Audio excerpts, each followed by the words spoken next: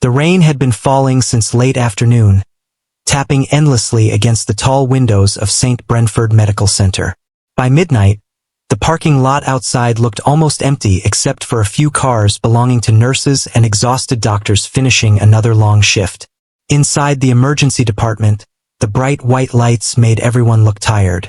Machines beeped in every corner, stretchers rolled across the floor, and quiet voices mixed with the sound of distant thunder. Alina Voss adjusted the sleeves of her navy scrub top and rubbed her tired eyes for a moment before checking another patient chart. She had already worked 11 hours, but her shift still had several more to go. Her feet hurt badly, and her coffee had gone cold nearly 2 hours earlier. Still, she kept moving from room to room without complaint. Most people at the hospital barely noticed her anymore. She was the kind of nurse who stayed quiet during meetings, skipped lunch breaks to help coworkers, and covered extra shifts when someone called in sick. Some nurses were loud and funny. Others knew exactly how to impress supervisors. Alina simply worked. That night, even the newer nurses seemed more visible than her. "You still here?" one of the paramedics joked while passing by. Alina gave a small smile. "Looks like it. You need sleep more than this hospital needs you." She laughed softly, though she knew he was probably right. At 32 years old, Alina had spent nearly all her adult life inside hospitals. She had dreamed of becoming a nurse since she was a little girl sitting beside her grandmother during treatments. Back then, she believed nurses were ordinary people who quietly carried impossible amounts of pain for strangers every single day. Years later, she still believed that. The emergency room doors suddenly burst open with force. Everything changed in seconds. 2 men in dark uniforms rushed inside pushing a stretcher while several hospital staff followed behind them. Water dripped from their jackets onto the floor. One of the men shouted urgently toward the trauma rooms while another pressed hard against the patient's chest. "Move! We need trauma 1 now." The entire emergency department became silent for half a second before exploding into motion. Doctors rushed forward immediately. Nurses grabbed equipment carts. A respiratory therapist sprinted down the hallway. Someone yelled for blood units while another called for additional surgeons. Alina stepped aside as the stretcher flew past her. For one brief moment, she saw the injured man lying there. His face was pale beneath streaks of dirt and rainwater. His body was covered in heavy bandages, and his breathing looked weak. One of his arms hung slightly off the side of the stretcher, muscular but lifeless. The patch on his soaked uniform caught her attention. Navy SEAL. She froze for only a second before following everyone into the trauma room. Inside, the atmosphere felt tense immediately. The patient had clearly survived something terrible. Several injuries had already been treated before arrival, but his condition remained critical. The monitors showed unstable numbers that made even experienced staff nervous. Dr. Harlan, the senior trauma physician on duty, took command of the room instantly. "What do we know?" he asked sharply. "Male, late 30s, one medic answered quickly. "Transported from a military aircraft 30 minutes ago. Severe blood loss. Multiple injuries already stabilized in transit. Name: Commander Riker Vance."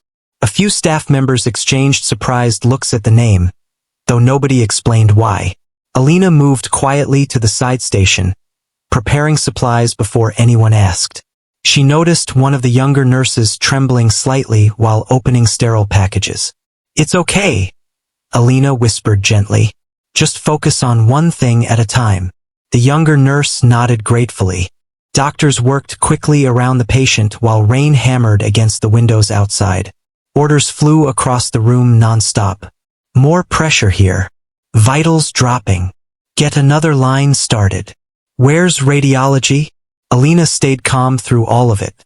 Years in emergency medicine had taught her how to move steadily even during chaos. While others panicked, she focused. She adjusted medications, handed tools to physicians, and monitored the patient closely. Yet something about Commander Vance stayed in her mind. He looked exhausted beyond injury alone, like someone who had spent years carrying heavy things nobody else could see. At one point, while Dr. Harlan examined him, the commander's eyes opened slightly, only for a second. His gaze moved weakly across the crowded room before landing on Alina. She stepped closer instinctively. "You're at St. Brentford," she said softly. "You're safe now." The man tried to speak, but no words came out. Then his eyes closed again. Hours passed slowly after that. The emergency surgery team eventually stabilized the commander enough to transfer him into intensive care. Some staff members finally relaxed once the immediate crisis ended. Others quietly assumed the patient would never fully recover. One doctor even muttered, "Honestly, it's a miracle he made it this far." Alina heard the comment but said nothing. Near 3 in the morning, the hallways became quieter. Rain still poured outside, and exhaustion settled over the entire hospital. Most nurses moved more slowly now, running only on habit and caffeine. Alina stood beside the ICU window reviewing notes when another nurse walked over. "You should head home after your shift," the nurse said. "You look exhausted." "I'm fine. You've been checking on him every 20 minutes. Alina glanced toward the room. Commander Vance remained unconscious, surrounded by machines and dim lights. The steady rhythm of the heart monitor echoed softly through the glass. "I just want to make sure he stays stable," she replied quietly. The nurse crossed her arms. "You know, half the doctors think he won't wake up." Alina looked back at the patient again. "I know. Then why keep worrying so much?" She paused before answering. "Because sometimes people surprise you." The nurse gave a small shrug and walked away. By 4:30 in the morning, most of the emergency department had settled into an uneasy calm. Alina finally sat down for the first time in hours. Her shoulders ached badly.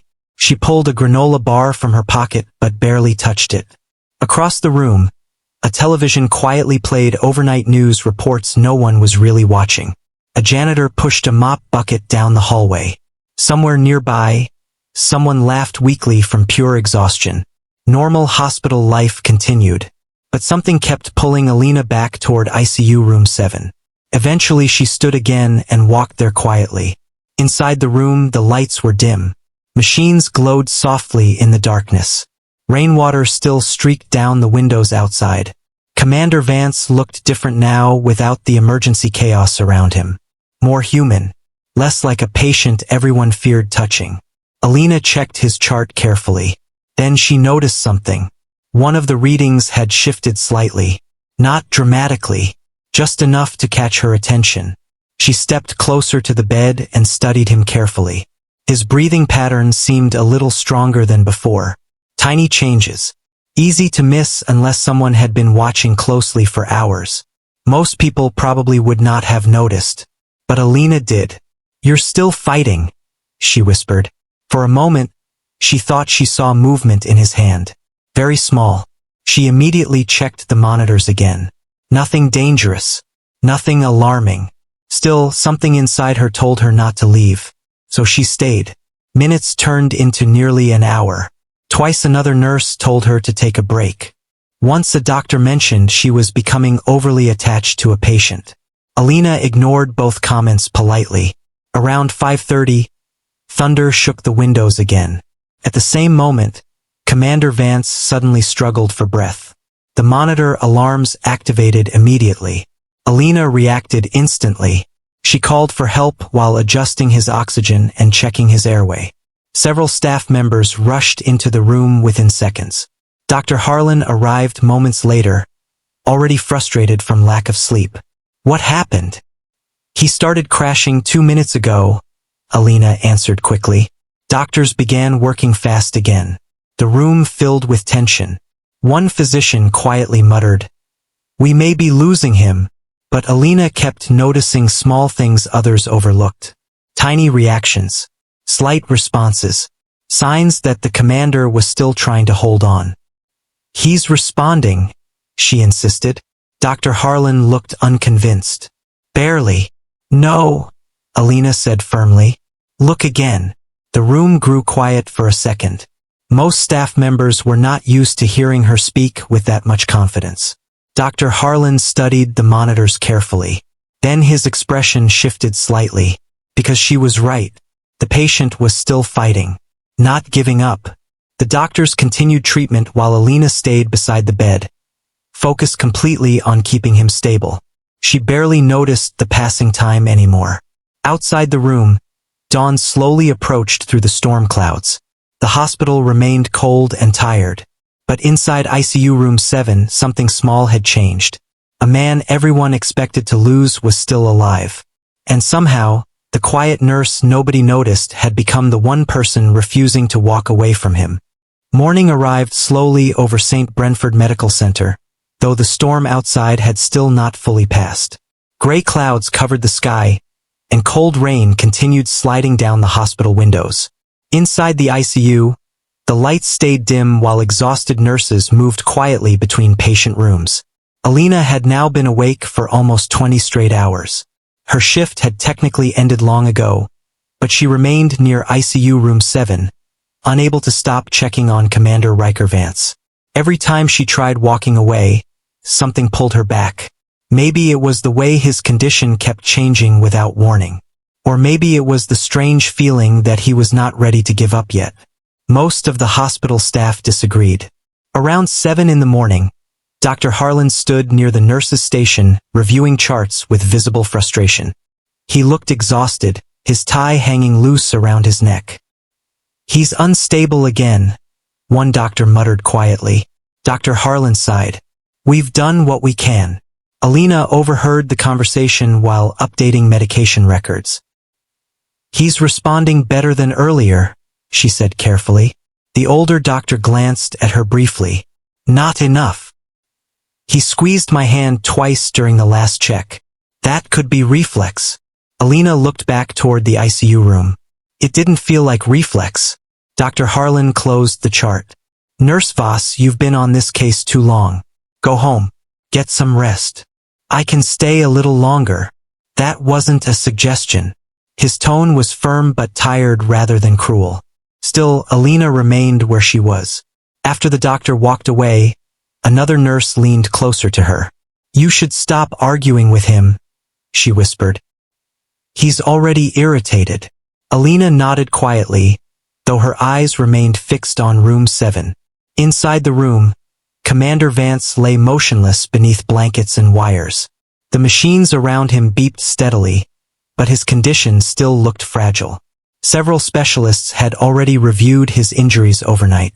Most privately believed survival alone was remarkable. Recovery seemed unlikely, yet Alina kept noticing things nobody else paid attention to.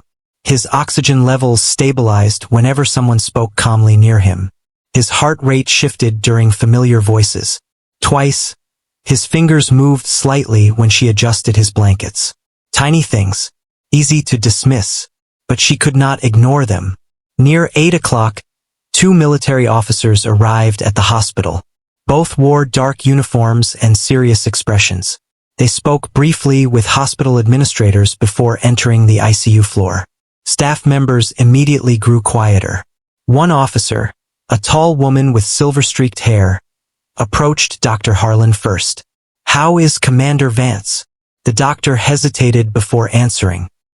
"He survived the night, but he's still in critical condition."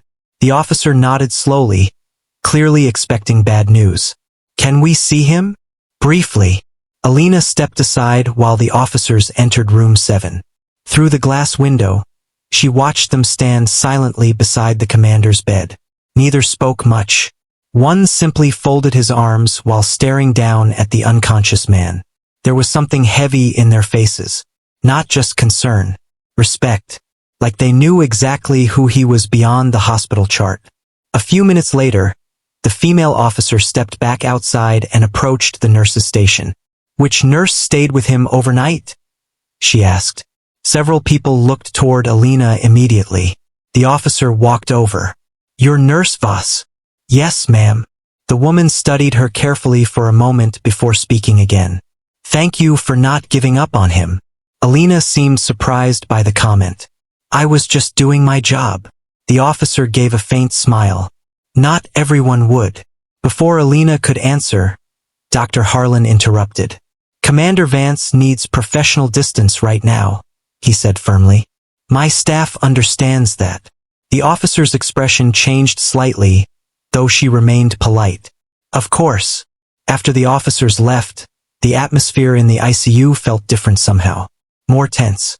More watched. Around noon, Alina finally sat down in the break room for the first time all morning. She stared blankly at a vending machine sandwich without eating it. Across from her, two nurses quietly discussed the commander. "I heard he saved his entire team," one whispered. "They said he almost didn't make it to the aircraft. Can you imagine living like that?" Alina stayed silent. She disliked hearing patients discussed like stories instead of people. One nurse eventually noticed her listening. "You've spent more time with him than anyone," she said. "Do you think he'll wake up?" Alina thought carefully before answering. "I think he's trying to." The room became quiet for a moment. Then her pager suddenly beeped loudly. "ICU room 7. Alina immediately stood and hurried back down the hallway. When she entered the room, she saw Dr. Harlan already there reviewing the monitors. The commander's breathing had become weaker again. "We're losing stability," another doctor warned quietly. Alina moved closer to the bedside. Something felt wrong immediately. Not with the injuries, with the medication levels. She checked the chart quickly, then looked at the 4 settings again. "Wait," she said suddenly. Dr. Harlan frowned. "What? This dosage was increased?" "Yes, 30 minutes ago." He didn't respond well earlier at that level. The doctor crossed his arms impatiently. "We know what we're doing." Alina swallowed nervously but kept going. "I think it's suppressing his breathing too much." A heavy silence filled the room. One younger physician glanced uncertainly between them. Dr. Harlan's voice hardened. Nurse Voss stepped back, but Alina stayed where she was. Every instinct inside her told her something was off. She had spent nearly the entire night watching this patient minute by minute. She knew his patterns better than anyone there. "He was more responsive before the increase," she insisted. "Please just lower it slightly and watch his numbers." The doctor's patience finally snapped. "You are overstepping your role. I'm trying to help him, and I'm trying to run my ICU." The tension inside the room became uncomfortable. Several staff members quietly avoided eye contact. But then something unexpected happened. Commander Vance's monitor suddenly changed again. His oxygen levels dropped sharply. Alarms filled the room. Everyone moved quickly. Dr. Harlan immediately began issuing orders while nurses adjusted equipment. Alina stood frozen for half a second before rushing forward beside the bed. "He's not tolerating it," she said urgently. The older doctor stared at the monitor, realizing she might be right. "Lower the dosage," he ordered finally. Within minutes, the commander's breathing slowly stabilized again. The room fell silent except for the machines. Nobody spoke. Dr. Harlan looked exhausted more than angry now. He rubbed both hands across his face before stepping back. Alina quietly adjusted the blankets around the patient. Then something happened that made her heart stop for a second. Commander Vance's hand moved again. Clearly this time, his fingers weakly wrapped around her wrist. Several people noticed immediately. The commander's eyes never opened, but his grip tightened slightly before loosening again. The entire room froze.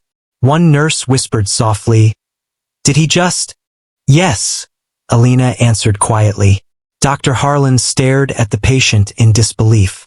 For the first time since arriving at the hospital, Commander Vance looked less like someone fading away and more like someone trying desperately to return.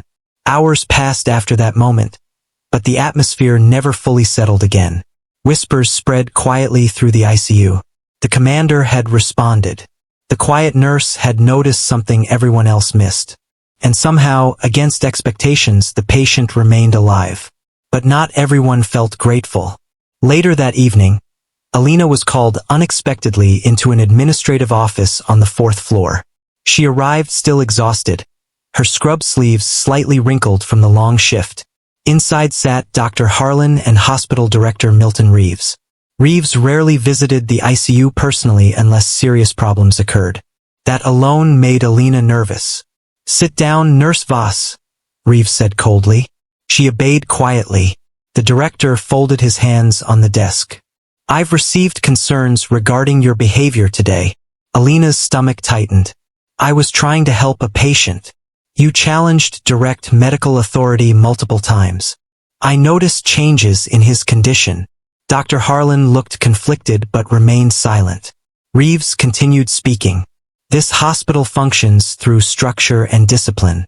Nurses do not ignore physician instruction whenever they feel emotionally attached to a case." Alina lowered her eyes briefly. "I understand. Do you?" the director asked sharply. "Because several staff members reported that you refused repeated orders to leave the ICU." She hesitated before answering.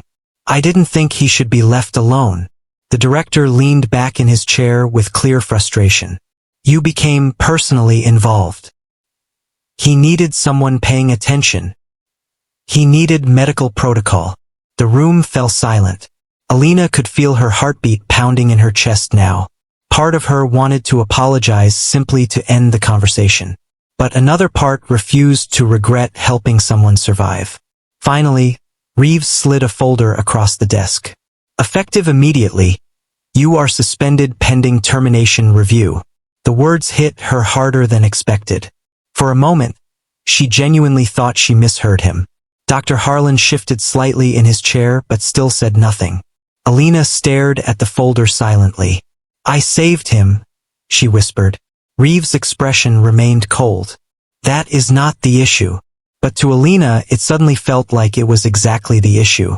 After everything she had given to the hospital, after years of extra shifts and sleepless nights, this was how it ended. Not because she hurt someone, because she cared too much. When she finally left the office, the hallways felt strangely unfamiliar. Nurses passed by without knowing what had happened upstairs. The hospital continued operating normally while her entire life quietly collapsed inside her chest. Before leaving the building, she walked one final time toward ICU Room 7. Through the glass window, Commander Riker Vance remained unconscious beneath dim lights and quiet machines. Still alive. Still fighting. Alina stood there for several seconds in silence. Then she turned and walked away, not knowing that her life was about to change forever. The rain finally stopped sometime before sunrise, but the city still looked gray and heavy the next morning. Puddles covered the sidewalks outside St. Brentford Medical Center, reflecting flashing traffic lights and tired faces moving through another cold day. Alina Voss stood alone near the employee exit with a cardboard box pressed against her chest. Inside the box were small pieces of her life from the last 6 years. A cracked coffee mug, 2 nursing textbooks, family photos, a folded thank you card from an elderly patient she once stayed with during Christmas Eve.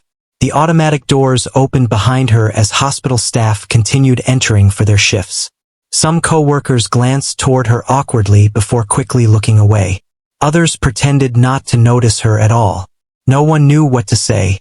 Being suspended at St. Brentford usually meant only one thing. You were not coming back. Alina tightened her grip on the box and walked toward the parking garage slowly. Her body felt numb from exhaustion, but the pain in her chest hurt even more. She kept replaying the meeting in her mind. You became personally involved. The words would not leave her alone. Maybe she had crossed a line. Maybe she should have stayed quiet and followed orders. But every time doubt entered her mind, she remembered Commander Riker Vance squeezing her wrist in that ICU room. That was real. He had responded. He had fought to stay alive. And deep down, Alina knew she would make the same choice again. Her old sedan started with difficulty in the cold morning air. As she drove home through wet streets, she barely noticed the traffic around her. Her eyes felt heavy from lack of sleep, and the silence inside the car only made her thoughts louder. She had no idea how she would pay rent if the hospital officially fired her. Nursing was not just her job. It was her entire life. By the time she reached her apartment building, the clouds had begun clearing slightly. A weak beam of sunlight broke through the gray sky for the first time in 2 days. Normally she would have noticed something hopeful in that. Today she felt nothing. Her apartment sat on the 3rd floor of an aging brick building across town. The elevator had been broken for months, so she slowly climbed the stairs carrying the cardboard box against her chest. Inside the apartment, everything looked exactly the same as when she left for work the night before. A blanket still rested on the couch. Half-read books sat beside the window. A small plant near the kitchen sink leaned toward the sunlight. Ordinary things. But somehow the apartment felt unfamiliar now. Too quiet. Alina placed the box on the kitchen counter and removed her shoes slowly. Every muscle in her body ached. She wanted to sleep for a week. Instead, she sat down at the tiny kitchen table and stared blankly ahead. After several minutes, her phone buzzed. A message from one of the younger nurses appeared on the screen. "I'm sorry about what happened." Another message followed. "You didn't deserve it." Alina looked at the words for a long time but never answered. More messages arrived throughout the afternoon. Some co-workers offered sympathy. Others simply asked if the rumors were true. One message from an ICU nurse stayed in her mind the longest. "Commander Vance is still alive." Alina read the sentence 3 times. Still alive. She closed her eyes slowly and leaned back in the chair. For the first time since leaving the hospital, tears finally filled her eyes. Not because she lost her job, because despite everything he was still fighting. Hours passed quietly after that. Alina eventually changed clothes and tried cleaning the apartment just to keep her mind busy. She folded laundry that did not need folding. She reorganized kitchen cabinets. She even wiped down counters that were already clean. Anything to stop thinking. But every few minutes, her mind returned to the hospital. She imagined the ICU hallways, the dim lights, the steady sound of heart monitors, and Commander Vance lying alone in room 7. She wondered if anyone was talking to him now. She wondered if he would wake up asking questions nobody could answer. By evening, exhaustion finally caught up with her. Alina curled beneath a blanket on the couch and drifted into uneasy sleep while rainwater still dripped softly outside the windows. She dreamed about hospital alarms, about long hallways she could never escape, about reaching a patient just seconds too late. Then suddenly, bang! Her eyes flew open. Someone was knocking loudly downstairs. At first she thought she imagined it. Then came another heavy knock. Bang! Bang! Alina sat upright, disoriented and confused. The apartment was dark except for streetlights glowing through the blinds. She checked the clock. 7:42 p.m. Another knock echoed from outside the building. This time voices followed. Her heart immediately tightened with anxiety. For one terrible moment, she wondered if someone from the hospital had come regarding her suspension paperwork. Or worse, she walked cautiously toward the window and peeked through the blinds. Several dark vehicles sat parked outside the apartment building. Not police cars. Military vehicles. 2 men in uniform stood near the entrance while another spoke into a radio. Neighbors peeked through windows across the street, clearly curious about the sudden activity. Alina's pulse quickened.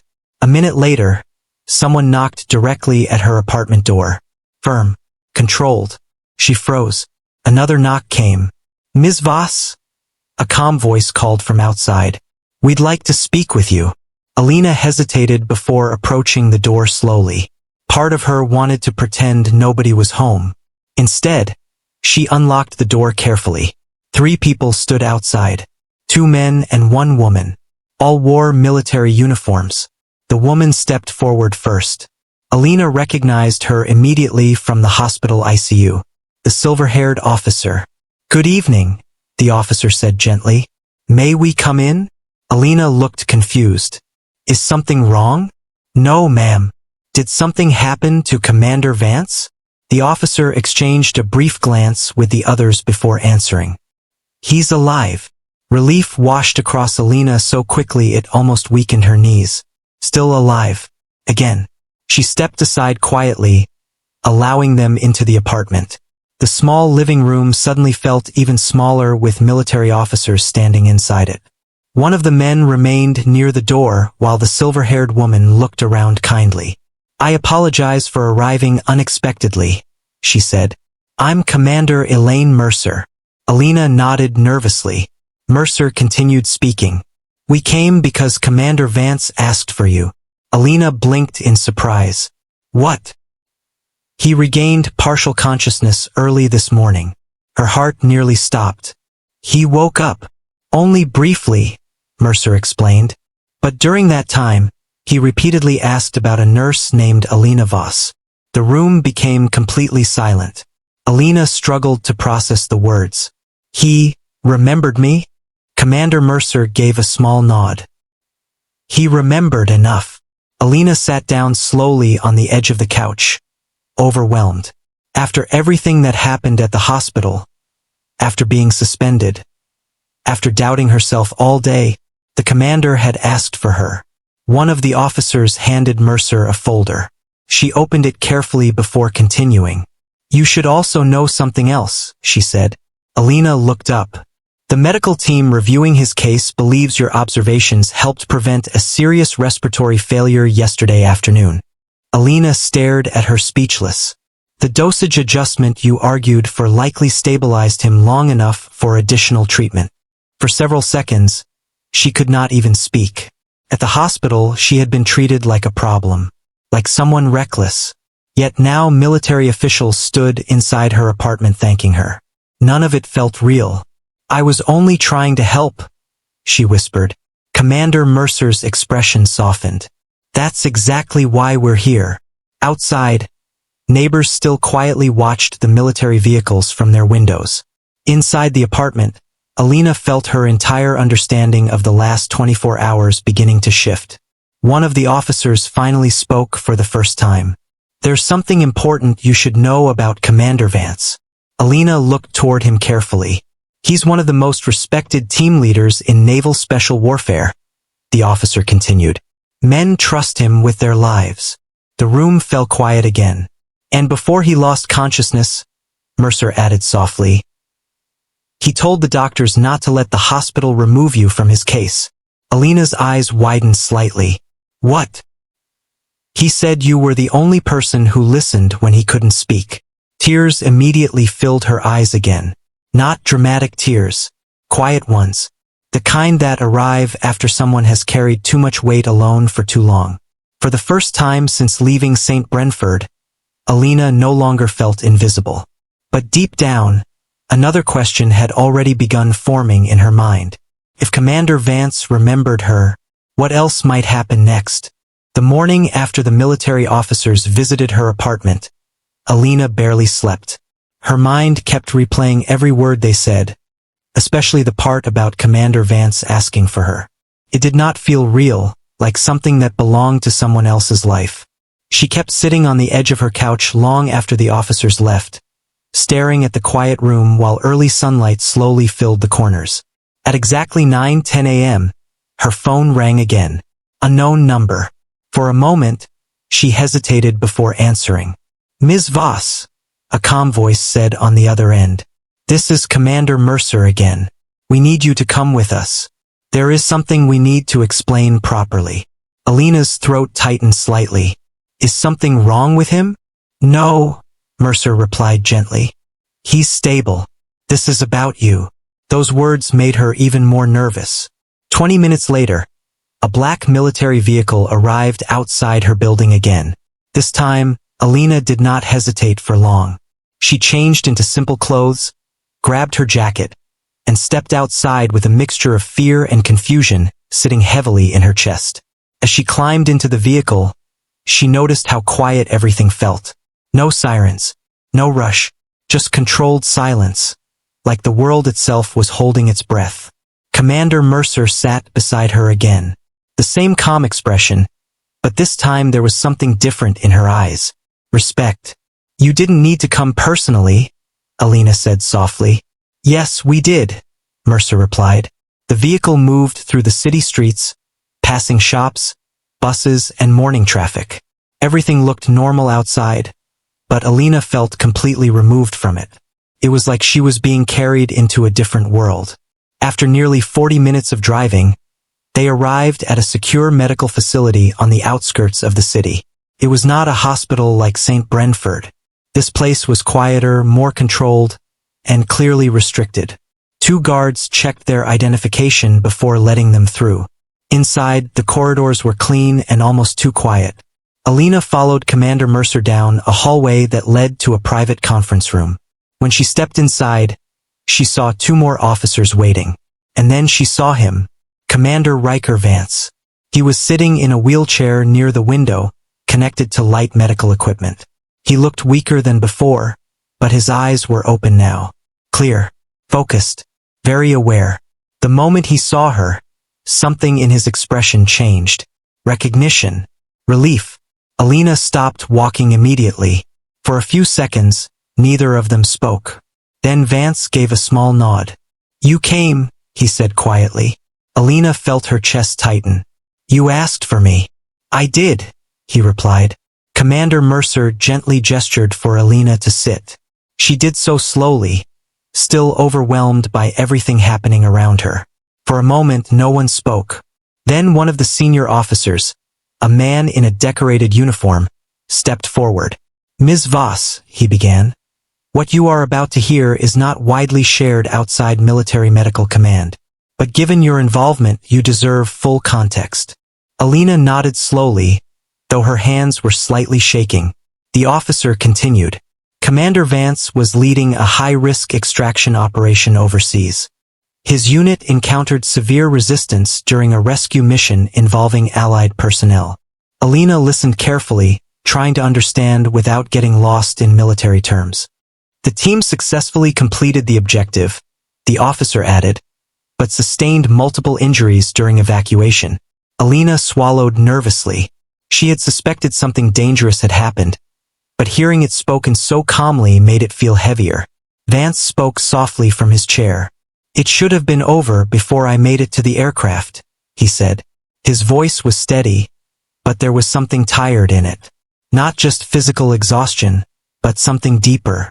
The officer continued. Commander Vance refused evacuation until every member of his team was accounted for. By the time he reached medical transport, his condition was critical. Alina looked at him quietly. He did not seem like someone who thought of himself first. That much was clear. During transport, Mercer added, he was unconscious most of the time. His condition worsened significantly before arrival at St. Brentford. Alina remembered that night again. The chaos, the alarms, the way everyone had doubted survival was even possible. Then Mercer said something that made her sit up slightly straighter. "Your intervention changed that outcome." Alina frowned slightly. "I just followed protocol, I think." "No," Mercer said gently. "You didn't." The senior officer opened a file folder and placed it on the table. "Your charting and observations showed a pattern others missed. You identified instability caused by medication response before it became irreversible. Without that adjustment, Commander Vance would not have stabilized long enough for surgical intervention." Alina stared at the folder in silence. She did not know what to say. At St. Brentford, she had been told she crossed a line. Here, she was being told she saved a life. The difference felt unreal. Commander Vance leaned slightly forward. "You stayed when everyone else stopped looking," he said quietly. "I remember that." Alina looked at him. "You were unconscious most of the time." "I remember enough," he replied. His words carried weight, but not pressure. More like truth spoken simply. The room fell quiet again. Then Mercer reached forward and placed a small sealed envelope on the table. "This is why we brought you here," she said. Alina looked at it nervously. "What is it?" "Open it." Her hands hesitated for a moment before she carefully picked up the envelope. Felt heavier than it should have. She broke the seal and unfolded the document inside. Her eyes scanned the first lines slowly.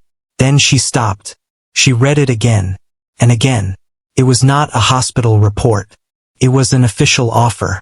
A position within a military medical support program. Specialized trauma response unit. Deployment support for critical operations. She blinked, trying to process the words. This is a mistake," she said quietly. "It is not," Mercer replied. Alina shook her head slightly. "I was just a nurse at St. Brentford. I don't have military training."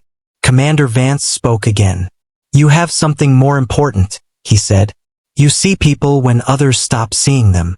Alina looked down at the paper again. The offer included full support training, relocation options, and a direct advisory role for field medical coordination. It was not just a job. It was a completely different direction in life. A chance she never expected, or believed she deserved. I was suspended, she said suddenly, almost as if remembering something important. Mercer nodded. We know. That means I'm not even currently employed. The senior officer responded calmly. That will be resolved. Alina looked up sharply. Resolved? St. Brentford will be contacted officially, Mercer said. Your suspension is under review based on new findings. Alina felt her mind spin. Everything she thought was ending was suddenly changing direction. She leaned back in her chair, overwhelmed. I don't understand, she whispered. Why me? Commander Vance looked at her directly. Because I was the one lying there, he said quietly. And I know exactly who made a difference. His words were simple, but they hit harder than anything else that day. Alina looked at the document again, her hands trembling slightly. This is too much, she said. I didn't do anything special. Mercer shook her head. You did exactly what most people are trained to avoid, she said.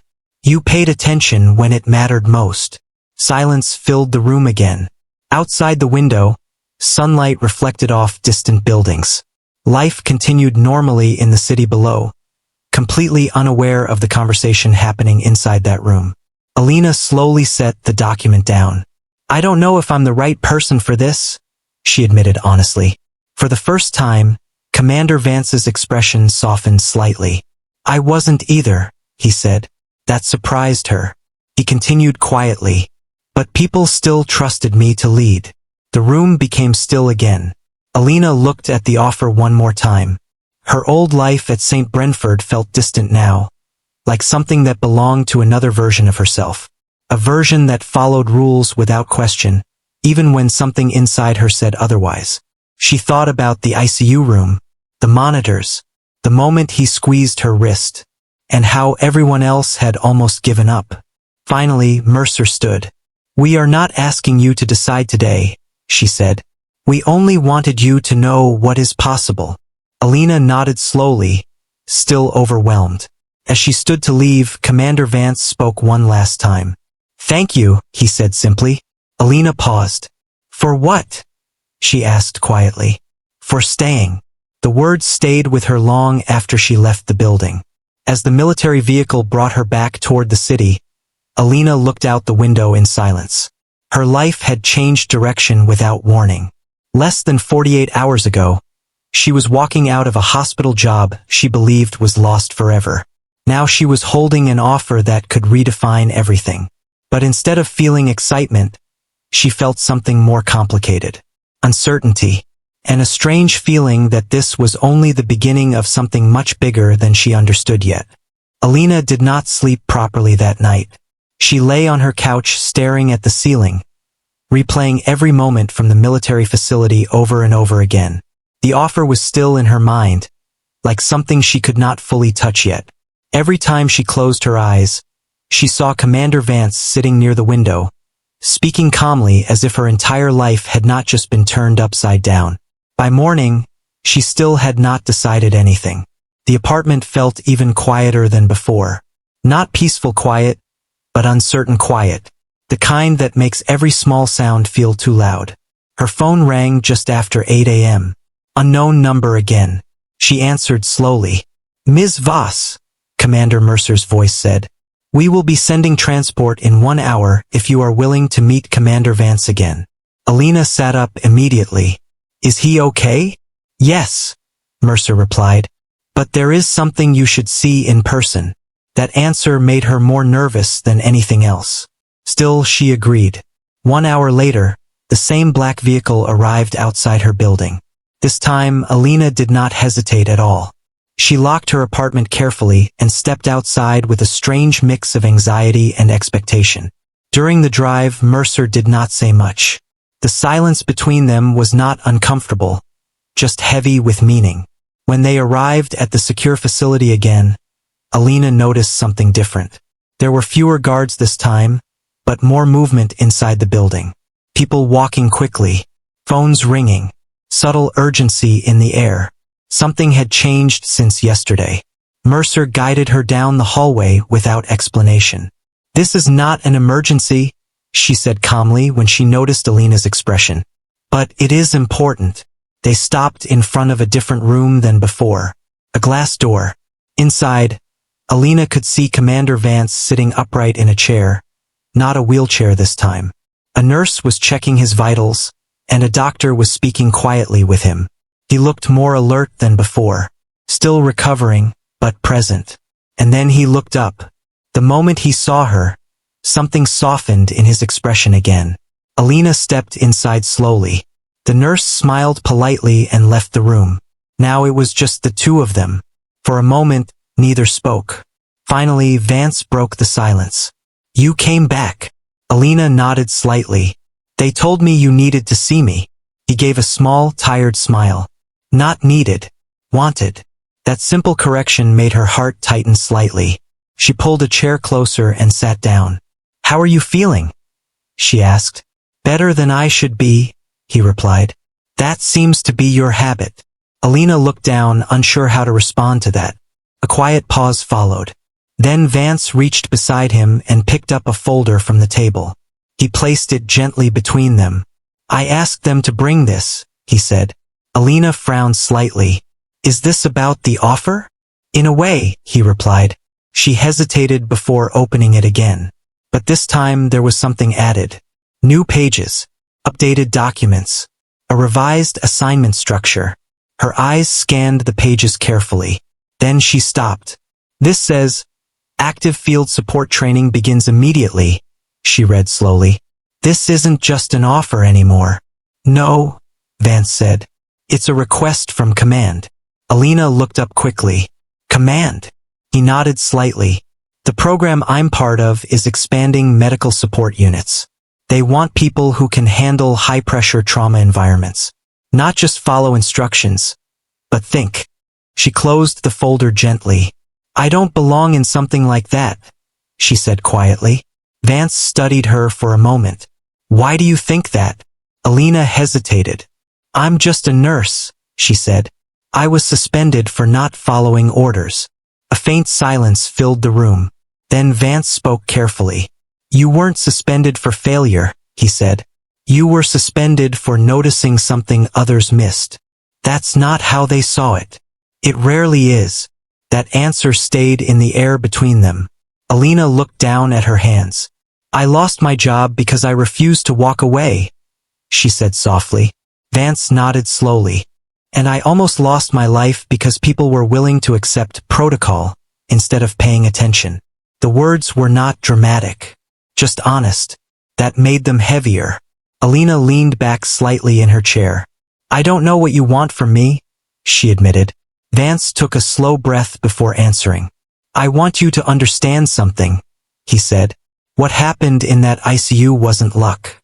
It wasn't emotion. It was awareness." Alina listened quietly.